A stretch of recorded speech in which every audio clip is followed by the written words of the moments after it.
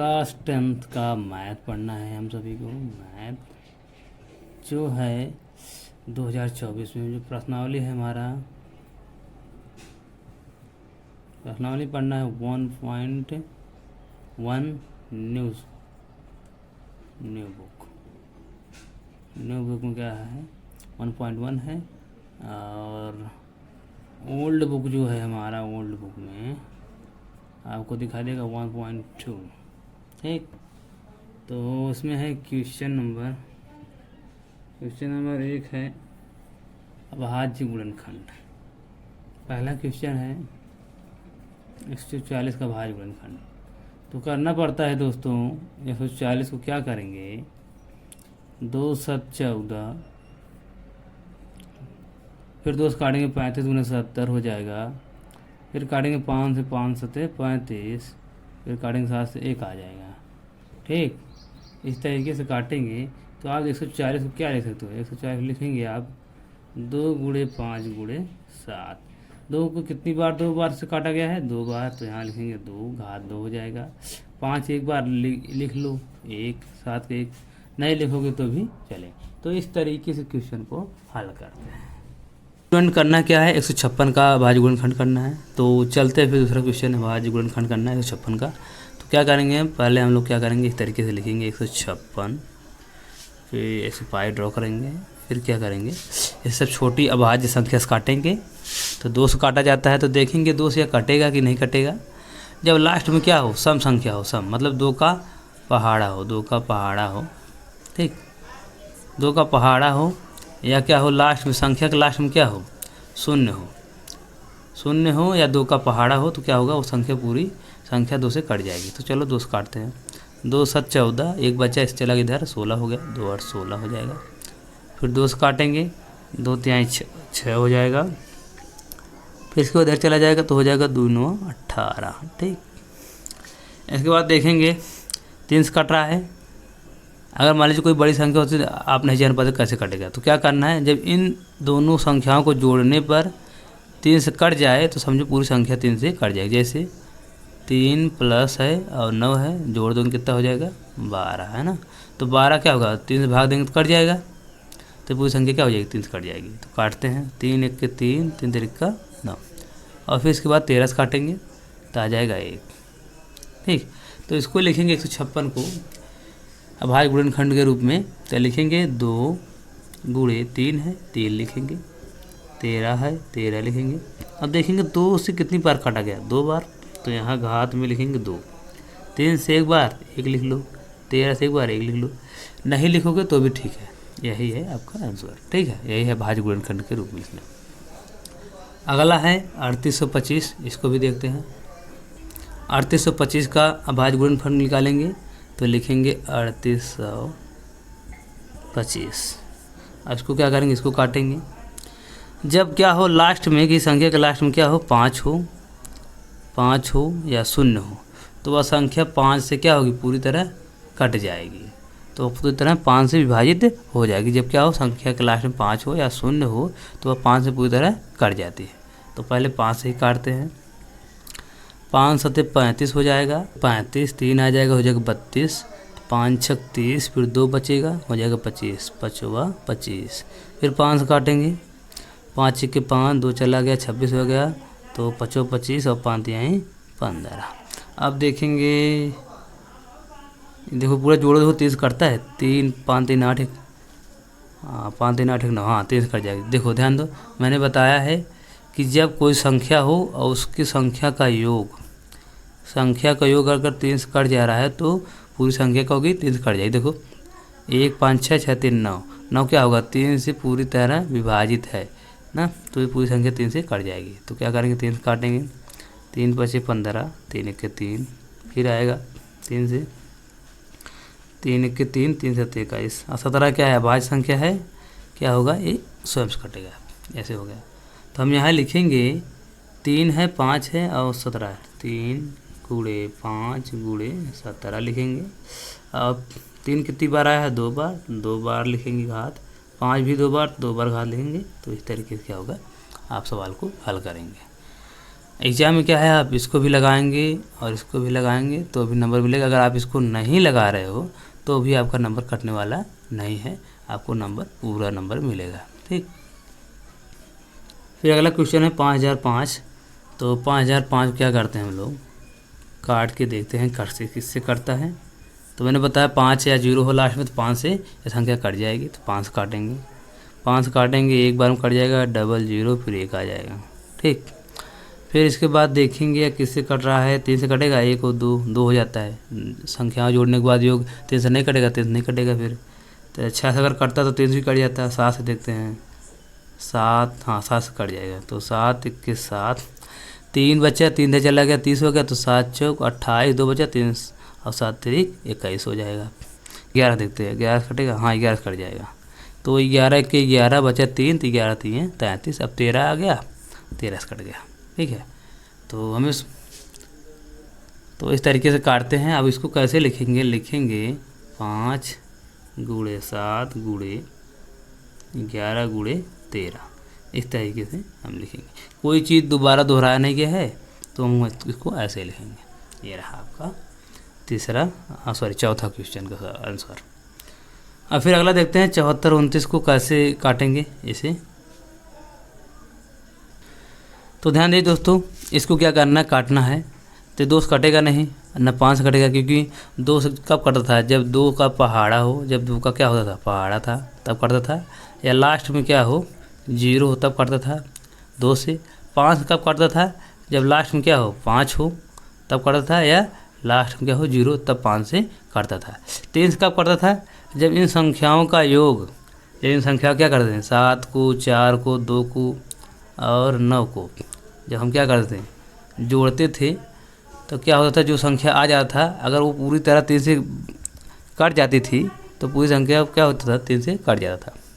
लेकिन इसमें क्या है, जोड़ने पा रहा है 22, जो 3 से नहीं कटेगा, मतलब 3 से नहीं कटेगा। तो फिर तो स्टूडेंट ये आपसे 17 से कटेगा, क्योंकि मैंने ऑलरेडी कर चुका हूँ। तो टाइम ना वेस्ट करते हुए सीधा सवाल को करते हैं। तो 17 चौका 68 होता है, तो 68 हो जाएगा, 6 बचेगा, हो जाएगी ये 62। तो क्या करेंगे, फिर 51 बार ले जाएंगे, 3 बार 51 हो जाएगा। फिर क्या होगा, आएगा 119, और 17 सत्ते होता है 119। ठीक, फिर इसके बाद आपका कटेगा 19 से। 19 से जब काटेंगे तो आएगा आपका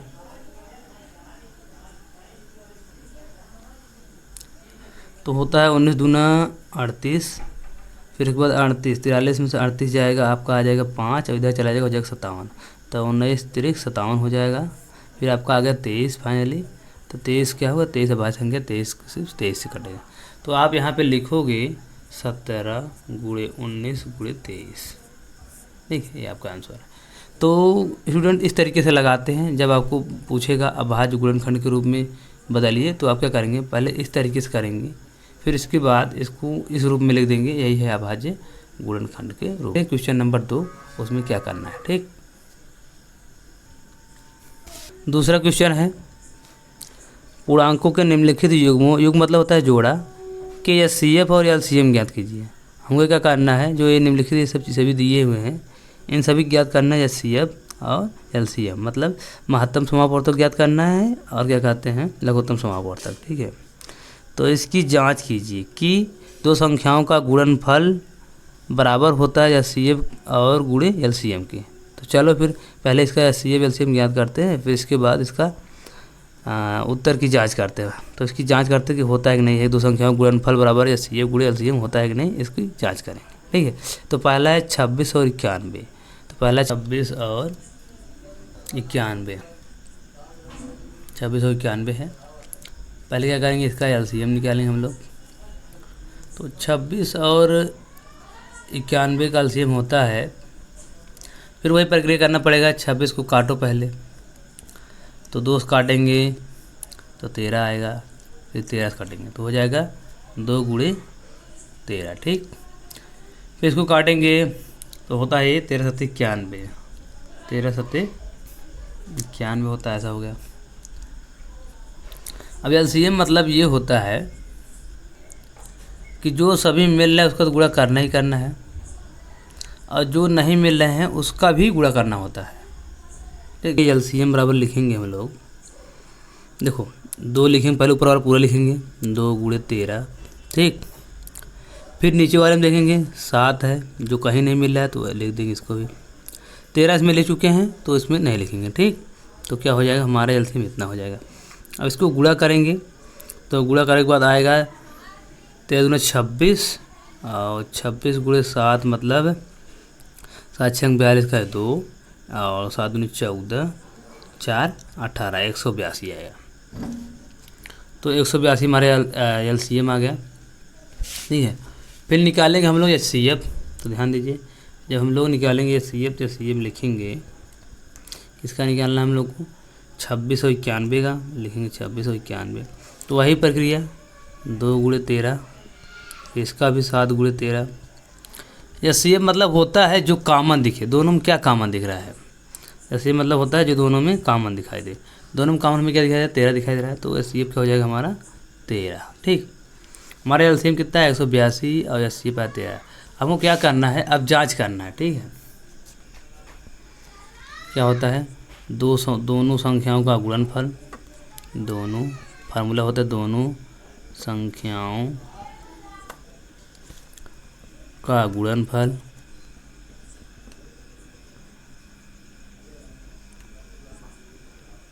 बराबर होता है एलसीएम इंटू एचसीएफ के, ठीक है। एचसीएफ एलसीएम इंटू एचसीएफ होता है। तो दो संख्या कौन कौन से हैं, 26 और 91 हैं, ठीक। एलसीएम हमारा है 182, तो लिखेंगे 182। फिर इसके बाद एचसीएफ आया है 13, तो लिखेंगे हम लोग 13 गुणे 13 लिखेंगे, गुणे 13।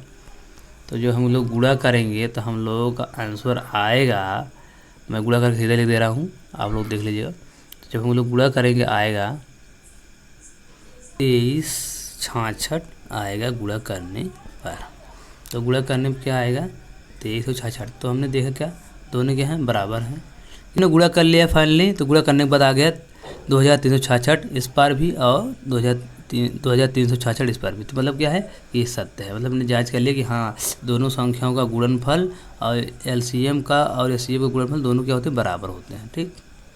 तो हमें उम्मीद है कि आप लोग दूसरा क्वेश्चन और तीसरा भी इसी प्रकार से लेगा, आप लोग लगा लेंगे।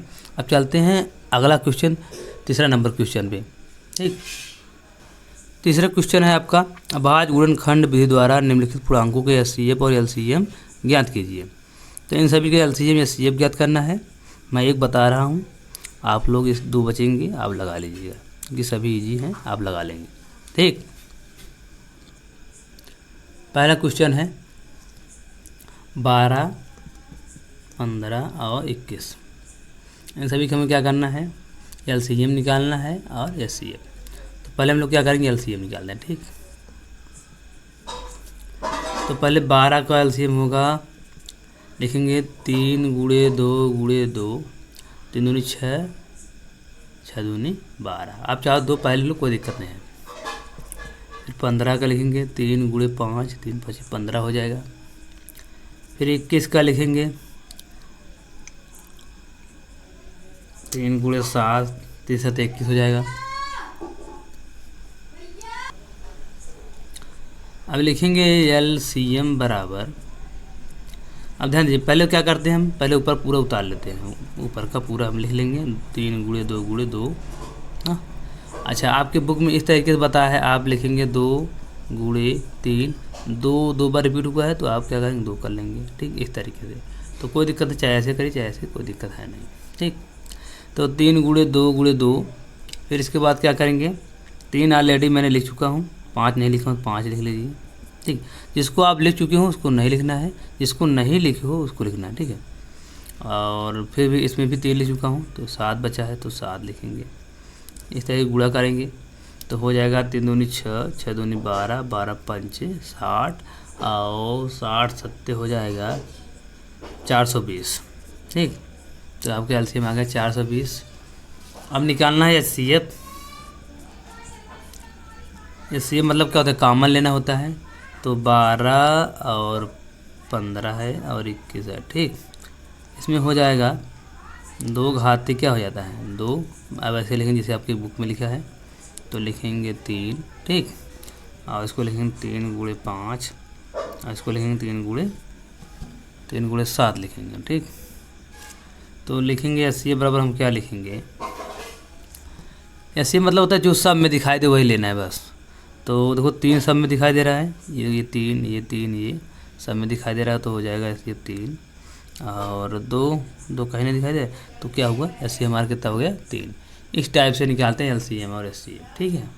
तो हमें उम्मीद है कि आप लोग बचे हुए क्वेश्चन कर लोगे। अब आते हैं चौथे प्रश्न पे। अब हम लोग आते हैं चौथे प्रश्न में, देखते हैं चौथे प्रश्न क्या है, ठीक। चौथा नंबर क्वेश्चन है अपना, बोल रहा है एचसीएफ 306 657 बराबर 9 दिया है। मतलब ये क्या है, जो संख्या 306 और 657 इसका एचसीएफ 9 दिया है, ठीक। एलसीएम 306 और 657 का ज्ञात करना। तो इस संख्या का क्या है, एचसीएफ दिया है और एलसीएम इसका ज्ञात करना है। तो चलो, तो पहले लिखेंगे दिया है, जो दिया है उसको लिखेंगे दिया है।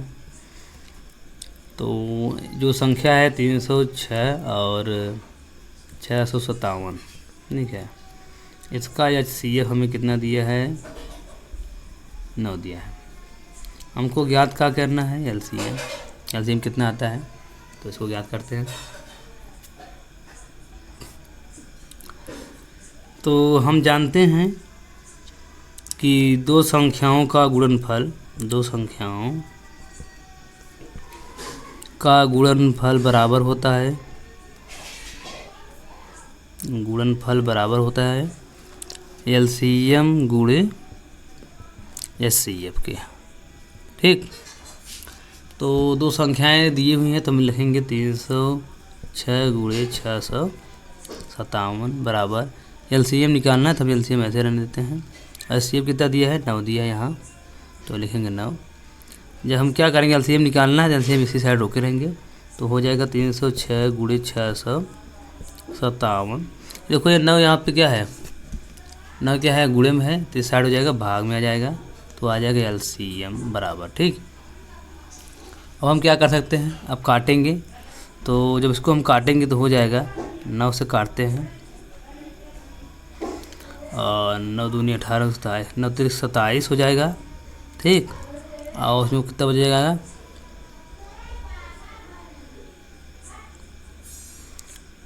9 से काटेंगे हो जाएगा 9 3 27, बचेगा 3 हो जाएगा 36, 9 चौक 36 हो जाएगा 34, ठीक। तो आ जाएगा कितना, 34 गुणे 657 बराबर एलसीएम, ठीक है। अब इसका हम क्या करेंगे, गुणा करेंगे, तो आ जाएगा हमारा 22,338 क्या एलसीएम आ जाएगा, ठीक। ये रहा आपका आंसर, ठीक। इस तरीके से सवाल को लगाते हैं। 5 क्वेश्चन है आपका, जांच कीजिए कि क्या किसी प्राकृतिक संख्या n के लिए संख्या 6 पावर n अंक 0 पर समाप्त हो सकती है। मतलब कह रहा है कि उसका का घात n है, कि n की जगह कौन सा घात रख दें, कौन सा मान रख दें कि जो आपका 6 है वो 0 पर समाप्त हो जाए। तो क्वेश्चन है आपका 6 पावर n, कहने का मतलब है n की जगह कौन सा मान रख दें कि जो क्या हो, ये 0 पर समाप्त हो जाए। तो चलो रख के देखते हैं। मान लीजिए अगर n की जगह हम 1 रख दिए तो हो जाएगा 6 पावर 1 6 आ जाएगा। मान लीजिए अगर हम n की जगह 2 रख दिए तो हो जाएगा 6 पावर 2 अर्थात 6 गुणे 6 36 हो जाएगा ना। अगर मान लीजिए हम n की जगह 3 रख देते हैं तो हो जाएगा 6 पावर 3 और 6 गुणे 6 बराबर हो जाएगा आपका 6 से 216 हो जाएगा, ठीक। तो आपका 216 हो जाएगा। इसी तरीके से हम क्या करेंगे, n की जगह रख देंगे 4 और 6 पावर हो जाएगा 4, तो 6 गुणे 6 गुणे 6 गुणे 6 गुणे 6 ना, ठीक। तो हो जाएगा 6 6 के 36, 6 6 जो 16, फिर लास्ट में क्या इकाई अंक 6 आ जाएगा, लेकिन क्या होगा 0 पे समाप्त नहीं होगा। मतलब इस प्रकार हम क्या करेंगे, ऐसे पावर रखते चले जाएंगे और ये क्या होगा, हमेशा क्या होगा, ये 6 पर ही समाप्त होगा, हमेशा क्या होगा 6 पर समाप्त होगा। ऐसे अनंत तक रख जाएंगे, लेकिन कभी हमें क्या होगा 0 पर समाप्त नहीं होगा। तो ऐसी क्या खासियत होना चाहिए जो क्या हो कि ये 0 पे समाप्त हो जाए। तो ध्यान दीजिए दोस्तों, जब 6 पावर n का जो ये बेस है आधार, 2 × 5 के रूप में होगा तो ये क्या होगा, 0 पर समाप्त हो जाएगा। क्यों? क्योंकि इसका जो अभाज्य गुणनखंड है 2 × 5 के रूप में होगा तो 0 पर समाप्त होगा। देखिए कैसे होता है, जैसे 2 × 5 होता है 10 ना, तो मतलब इसका अगर अभाज्य गुणनखंड 10 हो जाता है और ये n की जगह हम कुछ भी रख देते हैं, मान लीजिए 1 रख दिए तो इसका हो जाएगा 10, अगर रख दिए 2 तो हो जाएगा आपका 10 × 10, 10 × 10 ना, तो हो जाएगा कितना, 100 हो जाएगा। 0 आ रहा है कि नहीं, 0 समाप्त हो रहा है। अगर मान लीजिए हम 10 10 खाते 3 तो भी क्या होगा, 10 × 10 × 10 × 10, 0 पर ही समाप्त हो जाएगा। ठीक, ये खासियत है आपका, मतलब क्योंकि ये 2 × 5 के रूप में नहीं है इसीलिए ये 0 पर समाप्त नहीं होगा। ठीक है, आशा है कि आप लोगों को समझ में आया होगा कुछ। ठीक है, अगर मान लीजिए अगर इस पावर हो गया 2 पावर 3 × 2 पावर 5 2, ठीक, तो इसका मतलब तब भी ये 0 पर समाप्त होगा। क्यों, देखो कैसे, 2 पावर 3 का मतलब होता है 2 × 2 × 3 बार, फिर 5 का मतलब होता है 2 बार, तो हो जाए 2 दूनी 4, 4 दूनी 8, 8 पंचे 40 और 40 पंचे हो जाएगा 200। ठीक है, ये 200 मतलब 0 समाप्त हो रहा है। ठीक है, तो ये आपका क्या होगा, 2 रुपये 0 पे समाप्त हो रहा है। ठीक है, तो इस तरीके से आप क्वेश्चन लगाएंगे, 0 पे समाप्त हो रहा है। ठीक है, अगला क्वेश्चन है 6 नंबर, व्याख्या कीजिए कि 7 × 11, 11 × 13 प्लस 13 और 7 × 6 × 5 × 4, 3 × 2 × 1 प्लस 5 भाज्य संख्या क्यों है, भाज्य संख्या क्यों है। तो चलो इसकी जांच करते, भाज्य संख्या क्यों है। तो ध्यान दीजिए दोस्तों, जो आपका ये सवाल दिया है बोल रहा है भाज्य संख्या क्यों है, तो पहले जानते हैं भाज्य संख्या किसे कहते हैं। ठीक है, और अभाज्य संख्या किसे कहते हैं। ठीक है, तो मैंने आपको बताया था अभाज्य संख्या किसे कहते हैं, मैंने बताया था जिसका केवल 2 गुणनखंड हो, क्या हो, जिसका केवल 2 गुणनखंड हो, गुणनखंड हो, जिसका केवल 2 गुणनखंड हो वो क्या होता है, भाज्य संख्या। जैसे 2 हो गया, इसका 2 और 1 होता है। मतलब कहने का मतलब है कि जो अभाज्य संख्याएं होती हैं वह स्वयं से और 1 से ही विभाजित होती हैं, 1 से ही विभाजित होती हैं।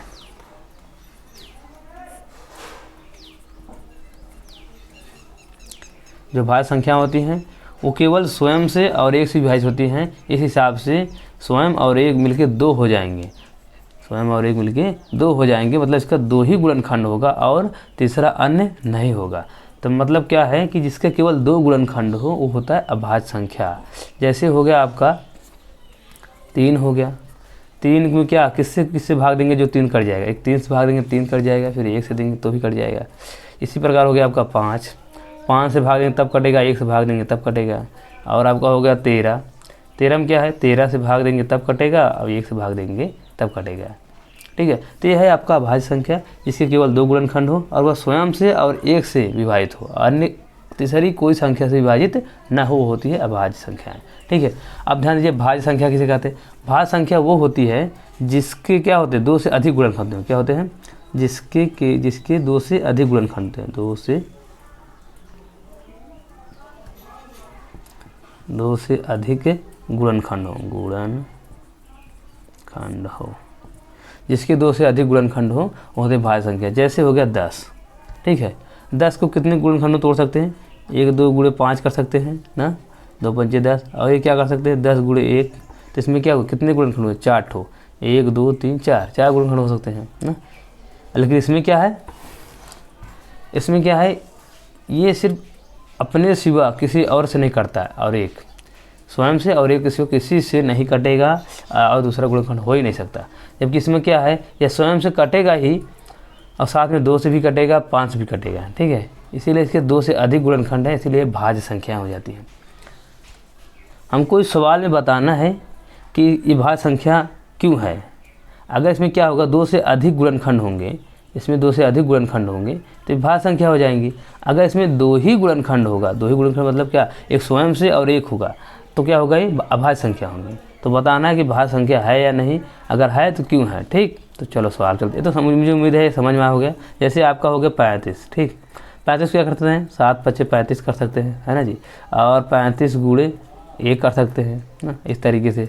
और इसे आप ले लीजिए 16 16 कितने गुणनखंड होंगे, 2 दूनी 4, 4 दूनी 8, 8 दूनी 16, इतना गुणनखंड 4 ठो ऐसे है और 16 गुणे 1 कर दो तो भी हो जाएगा। इस तरीके से क्या होगा, बहुत सारे गुणनखंड होंगे, इसीलिए इसे भाज्य संख्या कहते हैं। इसके केवल 2 गुणनखंड होंगे, इसीलिए इसे अभाज्य संख्या कहेंगे, जिसमें क्या होता है स्वयं और एक शामिल आता है बस। ठीक, मुझे उम्मीद है समझ में आ गया होगा। चलो फिर सवाल पे चलते हैं। फिर पहला है 7 गुणे 11 गुणे 13 प्लस 13। तो आप ध्यान दीजिए इसमें क्या है, 13 कॉमन दिख रहा है, तो क्या करेंगे हम 13 कॉमन ले लेंगे, तो बचेगा हमारा 7 गुणे 11 प्लस 1। ठीक, तो क्या होगा 13 ऐसे ही रहेगा और 7 में 11 का गुणा करेंगे हो जाएगा 77 प्लस 1 हो जाएगा। ठीक, तो क्या हो जाएगा 13 गुणे 7 8 हो जाएगा 78, गुणा कर लेंगे। अब ध्यान दीजिए 13 का, ध्यान दीजिए 13 का कितने गुणनखंड होंगे, 2 गुणनखंड, क्योंकि अभाज्य संख्या है 2 गुणनखंड होंगे, लेकिन इसके क्या होंगे, इसके कई गुणनखंड होंगे, इसीलिए क्या है ये भाज्य है, इसीलिए क्या है भाज्य है।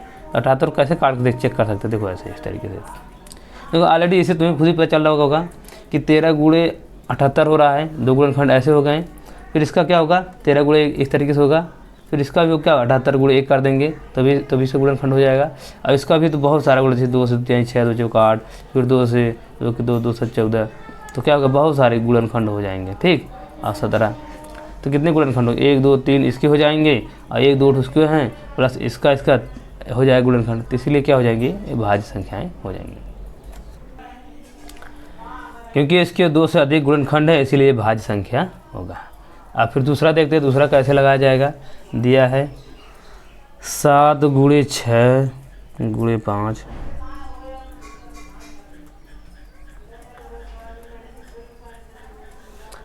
तो ध्यान दीजिए इसमें हमें 5 क्या है कॉमन दिख रहा है, 5 कॉमन दिख रहा है, तो 5 क्या करेंगे कॉमन ले लेंगे, 5 लिख लेंगे। फिर हो जाएगा 7 गुणे 6 गुणे 4 गुणे 3 गुणे 2 गुणे 1 प्लस में 1, ऐसा हो जाएगा। फिर उसके बाद 5 ऐसा ही रहेगा, ये गुणा करने के बाद आपका आ जाएगा 1008 और प्लस में 1। ठीक, प्लस में 1 आ जाएगा, तो आपका हो जाएगा 5 गुणे जोड़ देंगे तो हो जाएगा 1009।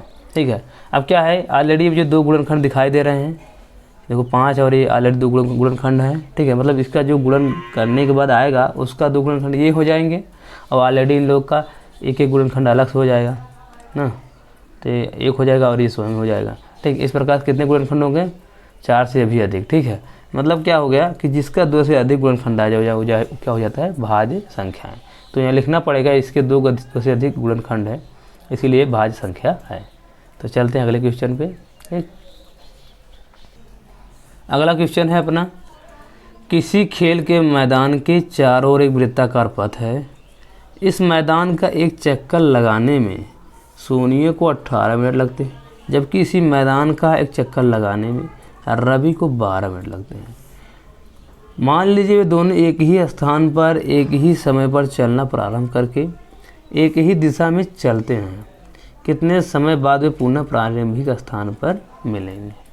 तो ध्यान दीजिए दोस्तों, अगर इस टाइप का क्वेश्चन रहेगा आपका तो हमेशा क्या करेंगे, उसका एलसीएम निकालेंगे। ठीक है, उसका क्या करेंगे, एलसीएम निकालेंगे, तो आपको पता चल जाएगा कि सोनिया या और रवि कितने मिनट बाद आपस में मिलेंगे।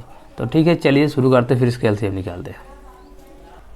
तो ध्यान दीजिए सोनिया 18 मिनट में एक चक्कर लगाती है, जबकि रवि 12 मिनट में एक चक्कर लगाता है। कहने का मतलब है कोई गोला है, सर्कल है, पथ है, क्या कर रहा है, मान लीजिए यहाँ क्या है सोनिया है और यहीं पे क्या है रवि है। और जब क्या करता है सोनिया चक्कर लगाती है ऐसे राउंड मार के, तो एक चक्कर लगाती है 18 मिनट में, जबकि जब रवि चलता है चक्कर लगाते हुए, तो ये क्या करता है, ये 12 मिनट में ही चक्कर लगा लेता है ना। तो ध्यान दीजिए, अगर रवि एक चक्कर लगाता है तो उसको लगते हैं 12 मिनट। ठीक, फिर रवि क्या करेगा, दूसरा चक्कर लगाएगा तो उसको लगेंगे 24 मिनट। फिर रवि तीसरा चक्कर लगाएगा, उसको लगेंगे 36 मिनट। ठीक है, फिर रवि क्या होगा, चौथा चक्कर लगाएगा तो उसको लगेंगे कितने मिनट, 48 मिनट लगेंगे। ठीक, उसी प्रकार से उसी प्रकार से जब क्या होगी सोनिया, जब सोनिया एक चक्कर लगाएगी तो उसको लगते हैं 18 मिनट, ठीक है 18 मिनट लगते हैं। जब सोनिया क्या होगी दूसरा राउंड लगाएगी ना तो उसको लगेंगे 36 मिनट, ठीक है। और जब सोनिया तीसरा राउंड लगाएगी तो उसको लगेंगे 54 मिनट। तो इसमें ये बोल रहा है कि कौन सा ऐसा चक्कर है जो लगाने पे दोनों एक साथ मिल जाएंगे। तो ध्यान दीजिए, ये तीसरा राउंड जब लगाएगा तो हो जाएगा 36 मिनट, ठीक है। जब ये तीसरा राउंड लगाएगा तो ये हो जाएगा 36 मिनट में तीसरा राउंड लगाएगा। जब सोनिया क्या दूसरा राउंड लगाएगा तब लगेगा 36 मिनट। मतलब ये कौन सा समय है जो मिलेंगे 36 मिनट। ये देखो 36 मिनट हो रहा है दोनों में ना, तो ये 36 मिनट 2 चक्कर लगाएगी, जबकि रवि 36 मिनट में 3 चक्कर लगाएगा, ठीक है। तो ये कौन सा समय है 36 मिनट। तो 36 मिनट का समय है जिसमें क्या होंगे ये दोनों आपस में रवि और सोनी क्या हो जाएंगे मिल जाएंगे, ठीक है। तो इसको किस फार्मूला से लगाते हैं तो वो मैं बताने की कोशिश कर रहा हूँ आपको। तो जब इस टाइप का सवाल है उसको आपको एलसीएम लेंगे और आराम से क्वेश्चन को हल कर पाएंगे। तो चलो लगाते हैं एलसीएम। तो ध्यान दीजिए, चलिए हम शुरू करते हैं फिर एलसीएम इसका। तो 12 18 का एलसीएम लेंगे तो हो जाएगा 2 तिहाई 6 और 6 तिहाई 18 हो जाएगा। फिर 12 का एलसीएम लेंगे हो जाएगा आपका 2 दूनी 4 और 4 तिहाई 12। तो जब इसका एलसीएम लेंगे हम लोग तो हमारा सबका एलसीएम आएगा, देखो पहले ऊपर वाला पहले ऐसे ही ले लेते हैं 2 गुणे 3 गुणे 3 इस तरीके से, फिर गुणे। एलसीएम में क्या होता है पहले ऊपर वाला पूरा लिख लेते हैं, फिर इसके बाद नीचे जो ऊपर लिखे रहते हैं उसको नहीं लिखते हैं, ठीक है, जो मिलता है एक बार। तो 2 एक बार मिल गया तो एक बार लिखे हैं, फिर 2 एक बार मिला है तो इसमें मिला है लेकिन इसमें एक बार और नहीं मिला है, दूसरी बार 2 नहीं मिला तो 2 भी लिख लेंगे। 3 मिल रहा है एक बार तो हो गया ख़त्म। तो इतना ही हो जाएगा, क्या इतने का हम क्या करेंगे गुणा कर देंगे तो आपका आ जाएगा मिनट कितने चक्कर में दोनों मिलते हैं। तो हो जाएगा 2 तिहाई 6 6 तिहाई 18 18 दूना 36। तो ये आपको कितने मिनट लगेंगे 36 मिनट लगेंगे। इस तरीके से आप लगाएंगे। अगर आपको ये एलसीएम समझ में नहीं आया हो तो आप इस तरीके से लगा सकते हैं। जैसे आप लिख लीजिए 18 और 36, ठीक। क्या करेंगे आप काटेंगे 2 से काटेंगे 9 बार में और 18 बार में, फिर काटेंगे 2 से 9 और 9 आ जाएगा। फिर इसको काटेंगे 3 से फिर इसको 3 से काटेंगे आप हो जाएगा 1 1। अब क्या क्या आ गया हमारा जो आ गया ये सबका क्या करना है गुणा कर देना है, ठीक है। तो लिखेंगे गुणा करके